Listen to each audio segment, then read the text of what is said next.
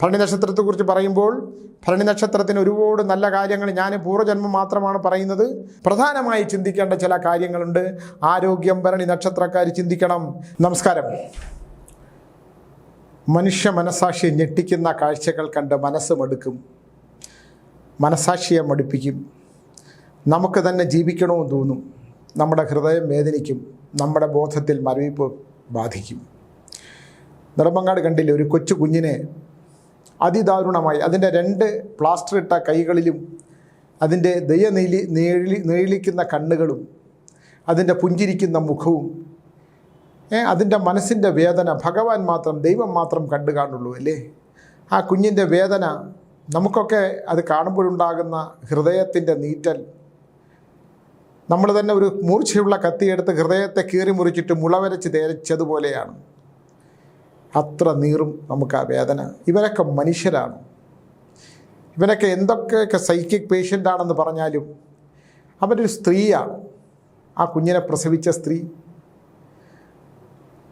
കാമമോഹാദികളിൽ ഭ്രമിച്ച് അറിയാതെ ജനിച്ചു പോകുന്ന കുഞ്ഞ്, പൂർവ്വജന്മങ്ങളിൽ എവിടെയോ ദൈവത്തിൻ്റെ കയ്യിൽ നിന്ന് കൈമോശം വന്ന് ജനിച്ചു പോകുന്ന കുഞ്ഞ് നമ്മുടെ മനസ്സിനെ ആടി ഉലപ്പിച്ച് കളയും അല്ലേ, വേദനിപ്പിച്ച് കളയും.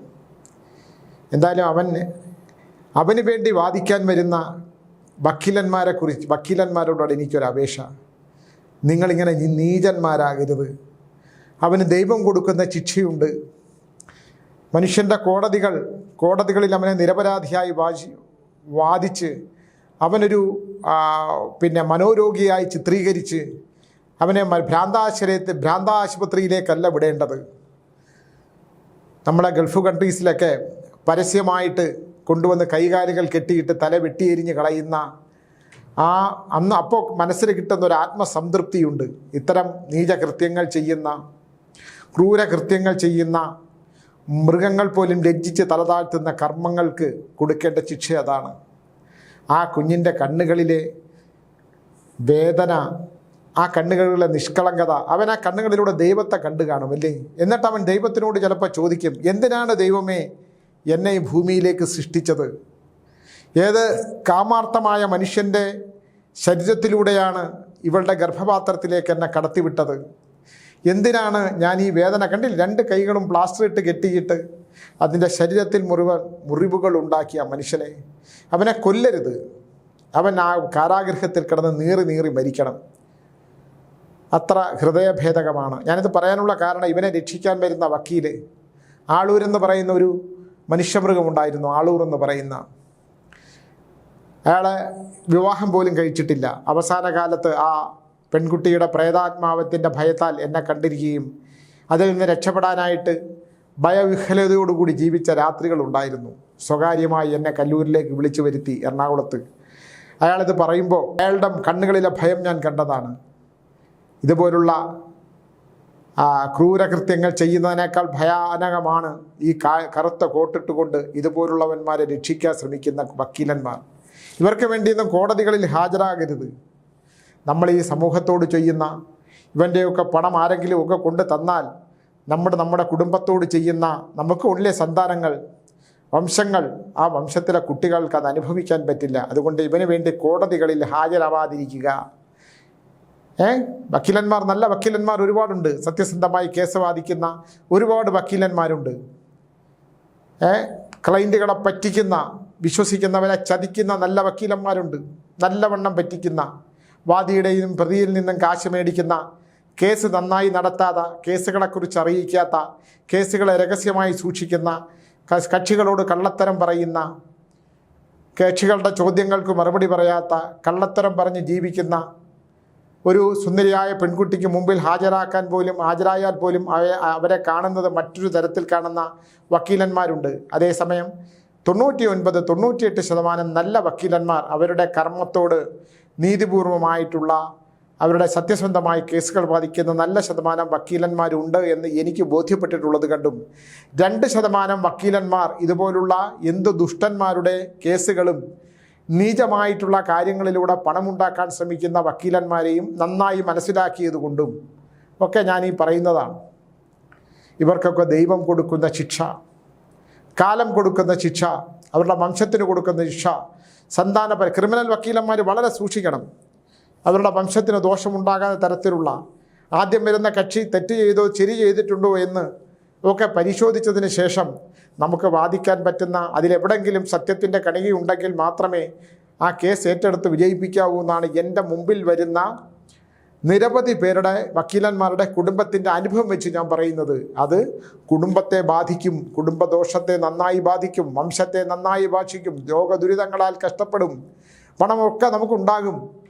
നമ്മൾ ഏത് പ്രഗത്ഭന്മാരായ വക്കീലന്മാരുടെയും വംശത്തെ എടുത്തു നോക്കിയാൽ വംശങ്ങളൊന്നും തന്നെ ഇല്ല. പേരും പ്രശസ്തിയും ധനവും ഉണ്ടാക്കിയിട്ട് കാര്യമില്ല. ഞാൻ ഈ പറയുന്നതൊന്നും വെറുതെ അല്ല. ഞാനിപ്പോൾ ഈ മാസം തന്നെ മുറിപ്പാലത്തടി മാടൻ തമ്പുരാൻ ക്ഷേത്രത്തിലെ കിഴക്കേക്കോട്ടയിൽ 10 മുതൽ ഉടനെ ഇപ്പോൾ ദുബായ് യാത്ര കഴിഞ്ഞ് വന്നിട്ട് ഉടനെ ഇത് വേണ്ടാന്ന് വെച്ചതാണ്. പക്ഷേ ഒരുപാട് കഷ്ടത അനുഭവിക്കുന്ന ആൾക്കാരുടെ പരിഹാരം പറഞ്ഞു കൊടുക്കാൻ കഴിയുമെങ്കിൽ, പരിഹാരം തെളിയുമെങ്കിൽ, എന്തെങ്കിലും പരിഹാരമുണ്ടെങ്കിൽ അവർക്കൊരാശ്വാസമാവുമെങ്കിൽ എന്ന് വിചാരിച്ച് ഞാൻ 10-ാം തീയതി മുതൽ 15-ാം തീയതി വരെ വീണ്ടും മുറിപ്പാലത്തടി മാടൻ തമ്പുരാൻ ക്ഷേത്രത്തിൽ 5 ദിവസം ഇരിക്കുന്നുണ്ട്. അത് കഴിഞ്ഞ് കാന്തല്ലൂരിലെ വർഷത്തിലൊരിക്കൽ മാത്രം നട തുറക്കുന്നുണ്ട്. 21-ാം തീയതി അങ്ങോട്ട് പോകണം. 3-4 ദിവസം അവിടെയാണ്. പ്രായമൊക്കെ ഉണ്ടിരിക്കും, യാത്രയൊക്കെ പ്രശ്നങ്ങളൊക്കെയാണ്. എന്നാലും ജീവിതത്തിൻ്റെ ഒരു കാലം, ജീവിതത്തിൻ്റെ ഒരു കാലഘട്ടമാണല്ലോ ഓരോ അവസ്ഥകൾ. ആ അവസ്ഥകളിൽ നമ്മുടെ ഈ ഒരു 60 വയസ്സ് മുതൽ 65 വയസ്സ് വരെയുള്ള 66 വയസ്സ് വരെയുള്ള കാലഘട്ടം, ആ കാലഘട്ടത്തിൽ നമുക്ക് ചെയ്യാൻ പറ്റുന്നതും നമുക്ക് സമൂഹത്തിന് കൊടുക്കാൻ പറ്റുന്നതും സമൂഹത്തിൽ നിന്ന് നമുക്ക് സ്വീകരിക്കാൻ പറ്റുന്നതുമൊക്കെ നമ്മൾ സ്വീകരിച്ചതും അനുഭവിച്ചതും ഒക്കെ പറ്റുള്ളൂ. മനുഷ്യൻ്റെ ദുഃഖ ദുരിതങ്ങൾക്ക് പരിഹാരം പറഞ്ഞു കൊടുക്കുക മാത്രമല്ല, അതിലൊരു സാന്ത്വനമാകാൻ പറ്റിയാൽ, നല്ല ഉപദേശങ്ങൾ കൊടുക്കാൻ പറ്റിയാൽ അതൊക്കെ ജീവിതത്തിൻ്റെ അവസാന കാലത്തും പുണ്യമായി തീരുമെന്ന് വിചാരിച്ചുകൊണ്ടാണ് ഇത്തരം കർമ്മങ്ങളൊക്കെ ചെയ്യുന്നത്. പൂജകളോ എല്ലാം തന്നെ പരിഹാരങ്ങളല്ല എന്നറിയാമെങ്കിൽ തന്നെ ചില പരിഹാരക്രിയകളൊക്കെ ചെയ്താൽ ഒരു പരിധിവരെ മാറ്റമുണ്ടാകും എന്നൊക്കെ ഞാൻ വിശ്വസിക്കുന്നത് കൊണ്ട് അത്തരം കാര്യങ്ങളൊക്കെ ചെയ്യാറുണ്ട്. എന്തായാലും ഞാൻ പറഞ്ഞു വന്നത് വക്കീലന്മാരെക്കുറിച്ച്, ഈ ദുഷ്ടനെ, ആ വൃത്തികെട്ടവനെ, ആഷ്കർ എന്ന് പറയുന്ന ആ മൃഗത്തെ, ആ മൃഗം എന്ന് പറഞ്ഞാൽ മൃഗങ്ങൾ പോലും നാണം കെട്ട് തലകുനിച്ചു പോകും. അവന് ദൈവം കൊടുക്കുന്ന ശിക്ഷ, അവൻ മരിക്കാതിരിക്കട്ടെ. നമ്മൾ പ്രാർത്ഥിക്കേണ്ടത് അവന് ആയുസ് നീട്ടിക്കൊടുക്കണം, വളരെ കാലം. ഇല്ലേ, ജയിലിൽ കിടക്കുന്ന ഒരുപാട് പേരുണ്ട്. അച്ഛനമ്മമാരെ അടിച്ചു കൊന്നവരും, ഭാര്യയെ ചവിട്ടിക്കൊന്നവരും, കാമുകിമാരെ കൊന്നവരും, ഈ ഗ്രീഷ്മമാരൊക്കെ അവിടെ കിടപ്പുണ്ട്. അതേപോലെ അവൻ ഏകാന്തവാസത്തിൽ കിടന്ന് അവൻ ഈ ചെയ്തു പോയ ഒരു കുഞ്ഞിനോട് അവൻ ബാക്കിയൊക്കെ പോട്ടെ, ജീവിതം എന്തെന്നറിയാത്ത ദൈവവും പിശാചും, അവൻ പിശാച് എന്താണെന്ന് അവൻ അറിഞ്ഞു കാണും. ഇവൻ്റെ മുമ്പിലെ ഇവൻ്റെ വേദനിപ്പിക്കുന്ന മുഖം കൊണ്ട് അലറി കരഞ്ഞപ്പോൾ അതിനെടുത്ത് നിലത്തടിച്ചു എന്നാണ് പറയണേ ആ കുഞ്ഞിനെ. അപ്പോൾ കംസനാണ്. ഇവനൊക്കെ ഏത് ജന്മത്തിൽ പിറന്നതാണ്? ഇവനൊക്കെ മനുഷ്യനായിട്ട് കൂട്ടാൻ പറ്റൂ? അപ്പോൾ ഇതൊക്കെ നമ്മൾ ഈ സമൂഹത്തിൽ, കലിയുഗത്തിൽ ഇത്തരം കാര്യങ്ങളൊക്കെ നമ്മൾ കണ്ടും അനുഭവിച്ചും ഒക്കെ പറ്റുള്ളൂ. കുറേയൊക്കെ ദയയോടുകൂടി പെരുമാറിയാൽ ഓരോ മനുഷ്യനും കിട്ടുന്ന പുണ്യം ഒന്നുമല്ലെങ്കിൽ ഒരാളെ ദ്രോഹിക്കാതിരിക്കുക, അന്യന് വേണ്ടി വെറുതെ വാക്കുകൾ പറയാതിരിക്കുക, അന്യൻ്റെ സ്വത്തുക്കൾ കൈയടക്കാതിരിക്കുക, അന്യൻ്റെ സമ്പത്ത് കൈയടക്കാതിരിക്കുക, അന്യനെ വിശ്വസിപ്പിച്ച് എന്തെങ്കിലും ചെയ്തിട്ടുണ്ടെങ്കിൽ ആ വിശ്വാസ വഞ്ചന കാണിക്കാതിരിക്കുക, സ്വന്തം അമ്മയാണെങ്കിൽ പോലും ദുഷ്കർമ്മങ്ങൾ ചെയ്ത് കൊല്ലാതിരിക്കുക. അമ്മയെ കൊന്നാൽ പണം കിട്ടുമെങ്കിൽ പ്രത്യങ്കര ദേവി പോലുള്ള ദേവതമാർക്ക് പച്ചമുളക് കൊണ്ടുവച്ച് അമ്മയെ അപകടത്തിൽ മരിക്കുമ്പോൾ ആശ്വാസം കൊള്ളുന്ന മക്കളെയും ഞാൻ കണ്ടു. ഇതൊക്കെ കണ്ടാലും അവരെ ചേർത്ത് പിടിക്കാൻ നമുക്ക് തോന്നില്ല. കാരണം അവർക്ക് പണമാണ് വലുത്. ആ കടലാസ് കഷ്ണം കണ്ടാൽ അമ്മയുമില്ല അച്ഛനുമില്ല, പണമെന്ന് പറയുന്ന പൈശാചികമായിട്ടുള്ള ഭീകരമായിട്ടുള്ള ആ ശക്തി, അത് ദേവതുല്യമാണെന്ന് പറഞ്ഞാൽ പോലും ആ ശക്തിക്ക് വേണ്ടി, ആ പൈശാചിക ശക്തിക്ക് വേണ്ടി നമ്മൾ കഷ്ടപ്പെടും. ഞാനത് പൈശാചിക ശക്തിയായിട്ട് മാത്രമേ പറയുള്ളൂ. എന്തെല്ലാം ക്രൂരതകളാണ് ചെയ്തു കൂട്ടുന്നത് അല്ലേ? പണമെന്ന് പറയുന്നതിന് വേണ്ടിയിട്ട് എന്തെല്ലാം ബന്ധങ്ങളാണ് നശിപ്പിച്ചു കളയുന്നത്, ബന്ധങ്ങളുടെ മൂല്യങ്ങൾ അറിയാതെ പോകുന്നത്. ഒരുപാട് കാര്യങ്ങളുണ്ട്, ഒരുപാട് കാര്യം. ഒരാളുടെ ഒരു വസ്തു, ഒരാൾക്ക് പൂർവികമായി കിട്ടിയ ഒരു വസ്തുവുണ്ട്, ആ വസ്തു വിൽക്കാൻ കഴിയില്ല. ആ വസ്തു അവർക്ക് ദോഷമാണ്, അവർ സമ്പാദിച്ചതല്ല. അങ്ങനെ അവരുടെ മുത്തശ്ശിയിൽ നിന്ന് കിട്ടിയ ആ വസ്തുവിൽ ഒരു ദോഷമുണ്ടെന്ന് ഞാൻ കണ്ടുപിടിച്ചു. ആ ദോഷത്തിനൊരു പരിഹാരം പറഞ്ഞു. ഞാൻ ഒരു ഗർഭിണി പ്രതിമയുടെ പ്രേതാത്മാവുമായിട്ട് അതിന് ബന്ധമുണ്ടെന്ന് കണ്ടുപിടിച്ച് ഒരു ഗർഭിണി പ്രതിമയുണ്ടാക്കി ദഹിപ്പിച്ച് കളഞ്ഞാൽ മാത്രമേ വസ്തു വിൽക്കാൻ പറ്റുള്ളൂ. അതിനെ ദഹിപ്പിച്ച് കളഞ്ഞു. ആ പ്രതിമ കൊണ്ട് വെച്ചത് മുതൽ അവിടെ പ്രശ്നങ്ങളായിരുന്നു. എന്തായാലും ആ ഭൂമി വിറ്റു. അവരെ ഇവിടെ നിന്ന് നാട്ടിൽ നിന്ന് പോയി. അതിൽ കിട്ടിയ ബാക്കി പണം അവർ ഉപയോഗിച്ചില്ല, എൻ്റെ ആശ്രമത്തിലേക്ക് തന്നു. ഞാൻ അതിനെ പകുതി മതിൽ കെട്ടി അവിടെ ഇട്ടിട്ടുണ്ട്. അതേപോലെ ആ പണം എന്നുമാണ് കയ്യിലേക്ക് വന്നത് അന്ന് മുതൽ ദുരിതങ്ങൾ പുറത്ത് ദുരിതങ്ങളാണ്. എന്ന് പറഞ്ഞാൽ അർഹതയില്ലാത്ത പണം, അർഹതയില്ലാത്ത വസ്തു, അർഹതയില്ലാത്ത സമ്പത്ത്. അത് ഞാൻ പോലും അനുഭവിച്ചാൽ ഉണ്ടാകുന്ന വിപത്തുകളെക്കുറിച്ചാണ്. എനിക്ക് അങ്ങോട്ട് ആശ്രമത്തിലോട്ട് പിന്നെ കയറാൻ പറ്റിയിട്ടില്ല. അവരാ ബാക്കി പണം അവരൊന്നും ഉപയോഗിച്ചില്ല. അവർ കടബാധ്യതകളൊക്കെ തീർന്നിട്ട് ബാക്കി വന്ന പണം സ്വാമി വേണ്ട, അത് ആശ്രമത്തിലേക്കെന്ന് പറഞ്ഞ് തന്നു. ഞാൻ അവിടെ കുറേ കാര്യങ്ങളൊക്കെ ചെയ്തിട്ട് പിന്നെ എനിക്ക് ആശ്രമത്തിലൊക്കെ പ്രവേശിക്കാൻ പറ്റുന്നില്ല. അതിനിപ്പോൾ പരിഹാരക്രിയകളൊക്കെ ചെയ്യണം. അപ്പം അതൊക്കെ നമ്മൾ ഈ കർമ്മത്തിൽപ്പെട്ട. ഇപ്പം അതുകൊണ്ട് ഞാൻ വസ്തു വിൽക്കുന്നവർ, വസ്തുവായിട്ട് ഇടപാടുള്ളവർ എൻ്റെ അടുത്ത് വരരുതെന്ന് ഞാൻ വളരെ കൃത്യമായിട്ട് പറഞ്ഞിട്ടുണ്ട്. നമ്മളെന്താണ് ഒരാളുടെ വസ്തു വിറ്റില്ല, അതിൻ്റെ ദോഷം എന്താണെന്ന് കണ്ടുപിടിച്ച് അതിന് പരിഹാരം ചെയ്തു. അതിനകത്ത് സമ്പത്തൊന്നും നോക്കിയിട്ടേ ഇല്ല. അപ്പോൾ അവർക്ക് ഒരുപാട് കടബാധ്യത ഉള്ളത് കൊണ്ടും അവർ നല്ല ആൾക്കാരായതുകൊണ്ടും അത് ചെയ്തു കൊടുത്തതിൻ്റെ ദുരിതം നമ്മൾ അനുഭവിക്കേണ്ടി വന്നു. അതുകൊണ്ടുള്ള ബാക്കി ദുരിതങ്ങളും ഉണ്ട്. അവർ നല്ല കുട്ടികളാണ്, അതുകൊണ്ട് അവർക്ക് ദോഷമൊന്നും വരാതിരിക്കട്ടെ. അവരൊരു വാക്ക് പറഞ്ഞാൽ അവർ എന്ത് വാക്ക്, അവരെന്നല്ല ആരോട് വാക്ക് പറഞ്ഞാലും ചെറിയ കാര്യമാണെങ്കിൽ പോലും അത് പാലിക്കണം. അത് പാലിച്ചില്ലെങ്കിൽ മറ്റുള്ളവരുടെ ഹൃദയത്തിൽ ഉണ്ടാക്കുന്ന ഒരു മുറിവുണ്ട്, അത് വളരെ വലുതാണ്. ഞാനീ പറഞ്ഞു വന്നത് ഓരോരോ വലിയ വലിയ കാര്യങ്ങളാണ്. ഞാൻ ഇത്തരം കാര്യങ്ങൾ ഇടപെടുന്ന ഒരാളെന്നുള്ള നിലയിൽ ഞാൻ പറയുന്നതാണ്. നമ്മളൊരാളോട് കാണാം എന്ന് പറഞ്ഞാൽ അത് കാണാൻ കഴിയുമെങ്കിൽ മാത്രമേ കാണാമെന്ന് പറയുള്ളൂ.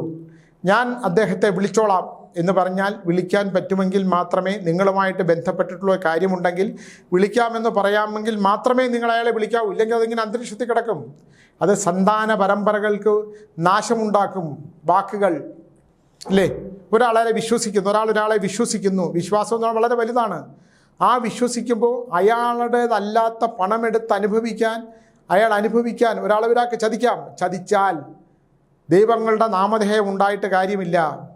അത് കുലങ്ങൾ എന്ന് പറഞ്ഞാൽ വംശത്തിന്, സന്താന പരമ്പരകൾക്ക് അനുഭവിക്കാൻ പറ്റില്ല. എൻ്റെ മുമ്പിൽ തേങ്ങിക്കരയുന്ന അവർ ചെയ്തിട്ടില്ല സ്വാമി, ഞങ്ങൾ ചെയ്തിട്ടില്ല, പക്ഷെ ഞങ്ങൾ അനുഭവിക്കുകയാണ് എന്ന് പറയുന്ന നിരവധി പേർ. ഞാനോരോ ഉദാഹരണങ്ങൾ പറഞ്ഞിട്ടുണ്ടേ ഉള്ളൂ. അതുകൊണ്ട് നമ്മളൊരാൾക്ക് ഭൂമി മേടിച്ചു കൊടുത്താൽ, ഭൂമി വിൽക്കാതിരുന്നാൽ, ഞാനിപ്പോൾ പലരോടും പറയും ഭൂമിയുടെ ഇടപാടുമായിട്ട് എൻ്റെ അടുത്ത് വരരുത്. ഭൂമി വിൽക്കുന്ന കച്ചവടങ്ങൾക്ക് ഞാനില്ല. ഭൂമിക്ക് ദോഷമുണ്ടെങ്കിൽ അതാരെങ്കിലും കൊണ്ട് പരിഹരിച്ചിട്ട് വിൽക്കുക. ദോഷമുള്ള ഭൂമികൾ ഒരുപാടുണ്ട്. ശ്മശാന ഭൂമികളുണ്ട്, മൃഗങ്ങളെ അടക്കം ചെയ്ത ഭൂമികളുണ്ട്. മൃഗം നശിച്ച്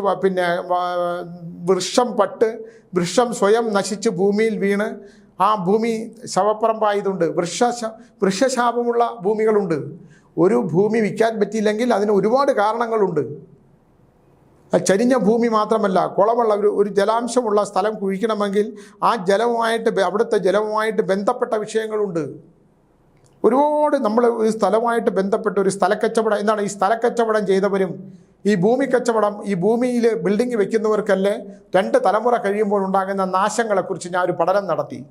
ശരിക്കും പറഞ്ഞാൽ ഏതെങ്കിലും വീട് ഇരിക്കുന്ന സ്ഥലം ഇടിച്ചു പൊളിച്ച് കളഞ്ഞ് അവിടെ വീട് വെക്കുന്നുണ്ടെങ്കിൽ ആ പണം, ഈ ക്യാൻസർ ബാധയുടെ ലക്ഷണങ്ങൾ വരാനുള്ള സാധ്യതകൾ, അതിന് ദോഷം വരാനുള്ള, വംശനാശം വരാനുള്ള, വംശത്തിന് ദോഷമുണ്ടാകാവുന്ന നാശങ്ങൾ ഉണ്ടാകും. അതുകൊണ്ട് വളരെ സൂക്ഷിച്ച് കൈകാര്യം ചെയ്യേണ്ടതാണ് നമ്മളൊരാളുടെ വാക്കിൻ്റെ വ്യവസ്ഥ. ഞാൻ എന്തുകൊണ്ട് പറഞ്ഞു കഴിഞ്ഞാൽ എൻ്റെ മുമ്പിൽ വരുന്ന ഓരോ ദിവസം വരുന്ന ഒരുപാട് കാര്യങ്ങളാണ്. നമ്മളൊരാളെ നിങ്ങൾ പൊക്കോളൂ ഞാനത് ചെയ്തോളാം എന്ന് പറഞ്ഞാൽ നിങ്ങൾ ആ കാര്യം ചെയ്തില്ലെങ്കിൽ അത് നിങ്ങളുടെ ഇത്രാമത്തെ പേജിലെ ഇത്രാമത്തെ വരിയിൽ നിങ്ങളുടെ ജീവിതം അവസാനിക്കുന്നത് വാർദ്ധക്യകാലത്തെ ഇത്രാമത്തെ ദിവസം. നിങ്ങളുടെ വാർദ്ധക്യം ഇത്ര പേജുകളാണ്. ആ പേജിൻ്റെ ഇത്രാമത്തെ പാരഗ്രാഫിലെ ഇത്രാമത്തെ വരിയിൽ നിങ്ങൾ ഈ പറഞ്ഞത് അവിടെ കിടക്കും. കാലൊന്ന് അനക്കാൻ കഴിയില്ല, ഒന്ന് എഴുന്നേറ്റിരിക്കാൻ കഴിയില്ല, സന്താനങ്ങളെ ഒന്ന് വിളിക്കാൻ കഴിയില്ല, നാവ് പൊങ്ങില്ല, സന്താന ദുരിതം അത് അനുഭവിക്കേണ്ടി വരും. ഇതൊക്കെ വളരെ നമുക്ക് 100 സന്താനങ്ങൾ ഉണ്ടാവണ്ട, 1 or 2 സന്താനങ്ങൾ മതി.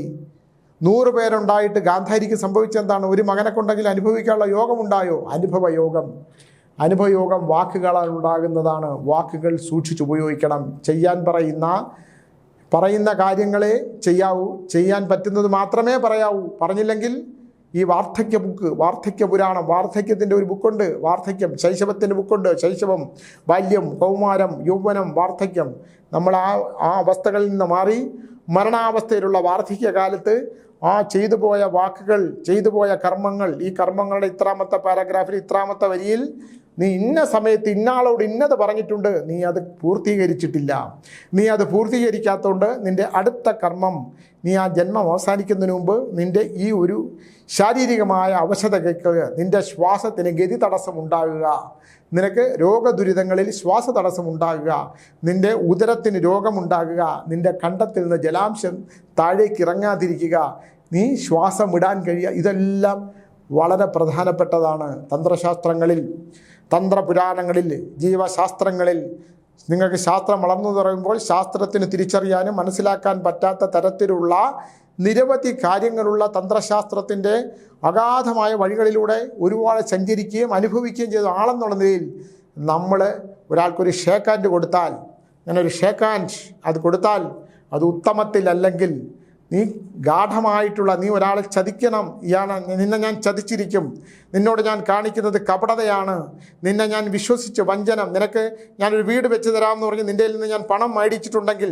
നിനക്കത് ഞാൻ ചെയ്ത് തന്നിട്ടില്ലെങ്കിൽ എനിക്ക് അല്പസന്താന ഭാഗ്യം, എൻ്റെ അല്പസന്താനമുള്ള എൻ്റെ ഭാഗ്യം, ആ സന്താനത്തിൽ നിന്ന് ഞാൻ അനുഭവിക്കേണ്ടി വരുന്നത് എന്താണ് എന്ന് നീ അനുഭവിക്കുന്ന കാലം നിൻ്റെ ഓർമ്മകൾ പോലും നിൻ്റെ ബോധത്തിൽ ഉണ്ടാകില്ല എന്നുള്ളൊരു വലിയ ശാസ്ത്രം തന്ത്രശാസ്ത്രത്തിൽ പറയുന്നുണ്ട്. വളരെ നമ്മളത് അങ്ങോട്ട് മനസ്സിലാക്കി കഴിഞ്ഞാൽ നമുക്കൊരാളോട് വെറുതെ പോലും സംസാരിക്കാൻ തോന്നില്ല. ഞാനിതിവിടെ വന്നിരുന്നത് പറയുന്നത്, നമ്മൾ ഓരോരോടും പറയുന്ന ഓരോ വ്യക്തി കാണാം, നാളെ കാണാമെന്ന് പറഞ്ഞാൽ നാളെ കാണാൻ കഴിയാമെങ്കിൽ മാത്രമേ നിങ്ങളത് പറയാവുള്ളൂ. അതാണ് ഞാൻ പറയുന്നത്. ഒരാളോട് കാണാം, ഒരാളെ നമുക്ക് കാണാം, ഞാനിത് ചെയ്തു തരാം, ഞാനിത് ചെയ്തേക്കാം എന്ന് പറഞ്ഞാൽ ചെയ്യാൻ പറ്റുന്നത് മാത്രം ചെയ്തില്ലെങ്കിൽ വാർദ്ധക്യ പുരാണത്തിൽ കർമ്മങ്ങളിലെ മൂല്യച്യുതി സംഭവിച്ച് ശ്വാസതടസ്സമുണ്ടായി കണ്ടത്തിൽ നിന്ന് ജലമിറങ്ങാതെ ദഹനഗ്രന്ഥിക്ക് കേടുപാടുകൾ സംഭവിച്ച് ദഹനക്രിയയ്ക്ക് കേടുപാടുകൾ ഉണ്ടായി ജീവിതത്തിൻ്റെ അവസാനകാലം ബോധം നശിച്ച് ശരീരം കാണുന്നത് മാത്രം നമ്മുടെ മുമ്പിൽ പൂർവ്വജന്മത്തിലെ പ്രേതാത്മാവിനെ, പൂർവ്വജന്മത്തിൽ നമ്മുടെ തന്നെ രൂപത്തിനെ മുമ്പിൽ കണ്ട് നമ്മൾ ചിരിച്ചുകൊണ്ടിരിക്കും. അപ്പോഴായിരിക്കും പുള്ളിക്ക് ഭ്രാന്താണ്, പുള്ളി ഇതാ നോക്കി ചിരിച്ചുകൊണ്ടിരിക്കുകയാണ്, എൻ്റെ മുത്തശ്ശൻ അങ്ങോട്ട് നോക്കി ചിരിക്കുകയാണ്, മുത്തശ്ശനാവുന്നുണ്ടെങ്കിൽ, അല്ലെങ്കിൽ അദ്ദേഹത്തിന് മെമ്മറീസ്, ഓർമ്മകൾ മുഴുവൻ നഷ്ടപ്പെട്ടു പോയി എന്നുള്ള ഒരു സത്യം യഥാർത്ഥത്തിൽ എന്താണ്? നമ്മൾ ആക്റ്റീവായിരുന്നപ്പോൾ, നമ്മുടെ ബാല്യത്തിലും കൗമാരത്തിലും ഒക്കെ ഊർജ്ജമുണ്ടായിരുന്ന കാലത്ത് നമ്മൾ ചെയ്ത അബദ്ധങ്ങൾ, നമ്മൾ പറഞ്ഞ വീഴ്വാക്കുകൾ, ആ വാക്കുകൾ നമ്മളെ ശാപമായി പിന്തുടർന്ന് നമ്മുടെ സന്താന പരമ്പരകൾക്ക് നമ്മളെ തിരിഞ്ഞു നോക്കാതെ ആ ദോഷകാലം നമ്മൾ അനുഭവിച്ച് നമ്മൾ ജഡമാകുന്ന അവസ്ഥയിൽ ശ്വാസം മാത്രമായിട്ട് ബോധം കാണില്ല, നമ്മളിങ്ങനെ നിശ്ചലമായി ഇരുട്ടിലേക്ക് നോക്കിക്കൊണ്ടിരിക്കും. വെളിച്ചമാണെങ്കിൽ കൂടി ഇങ്ങനൊരു യാഥാർത്ഥ്യമുണ്ടെന്ന്, അതുകൊണ്ട് നമ്മൾ ചെയ്യുന്ന യാഥാർത്ഥ്യമുണ്ടെന്ന് ഞാൻ പറഞ്ഞു തരികയാണ്. അതുകൊണ്ട് ചെയ്യാൻ പറ്റുന്ന കാര്യങ്ങൾ മാത്രമേ പറയാവൂ, പറയുന്ന കാര്യങ്ങൾ മാത്രമേ ചെയ്യാവൂ. നക്ഷത്രം ഭരണിയാണ്.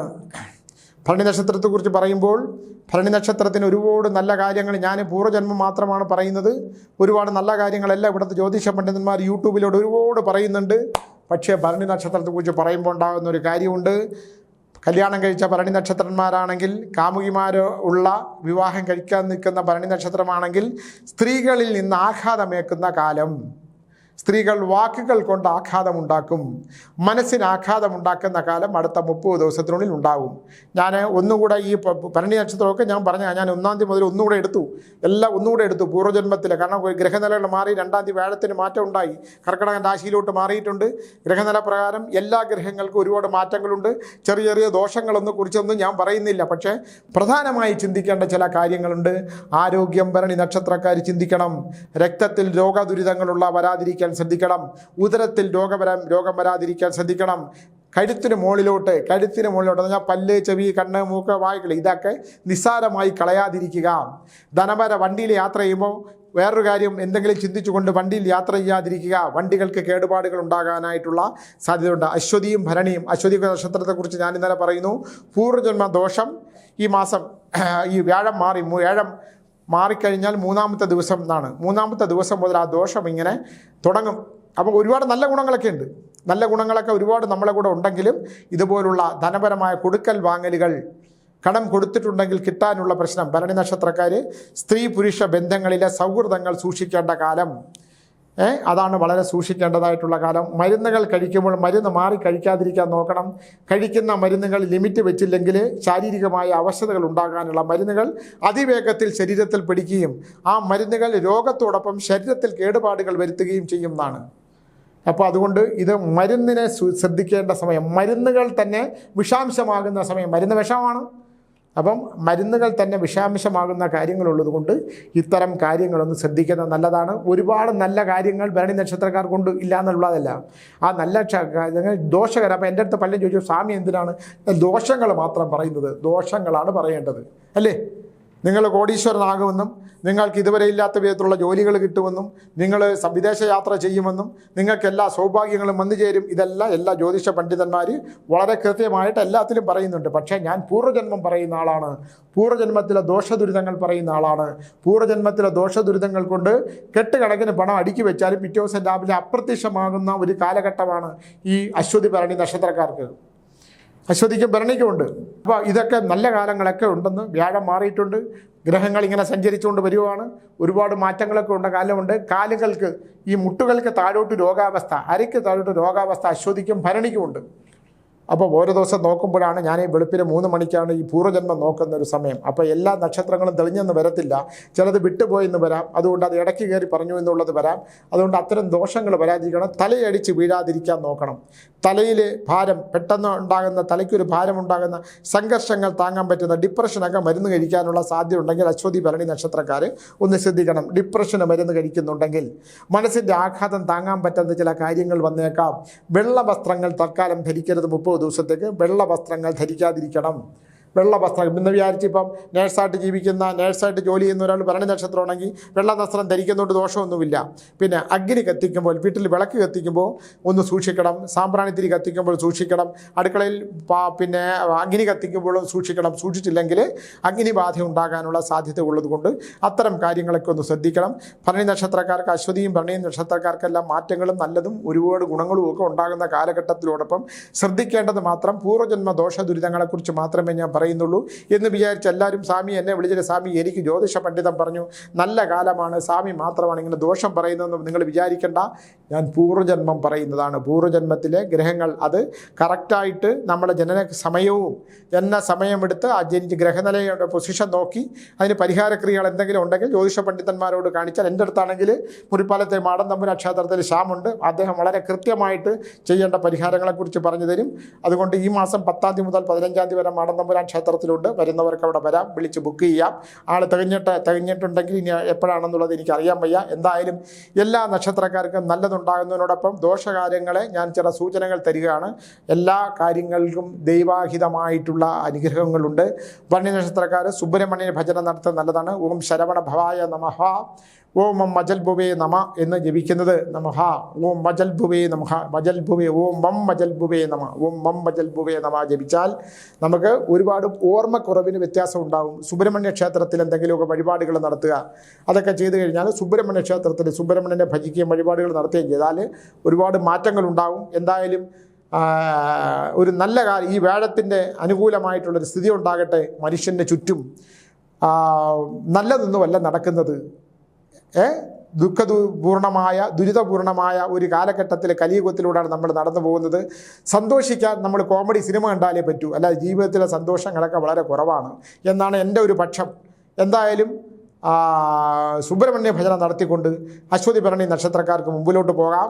ഞാൻ ഒരുപാട് നല്ല ഗുണങ്ങളൊക്കെ കർക്കിടക മാറ്റം കൊണ്ട്, വ്യാഴത്തിൻ്റെ മാറ്റം കൊണ്ടുണ്ടാകുന്നതിനോടൊപ്പം തന്നെ ഇത്തരത്തിലുള്ള ആപത്തുകൾ വരാതിരിക്കാനുള്ള സൂചനകൾ തന്നേ ഉള്ളൂ. എല്ലാവർക്കും നല്ലത് വരട്ടെ, നല്ലത് തന്നെ സംഭവിക്കുമെന്ന് പ്രാർത്ഥിച്ചുകൊണ്ട് നിർത്തുന്നു. അടുത്ത ദിവസം വീണ്ടും കാണുന്നവരെ നന്ദി, നമസ്കാരം.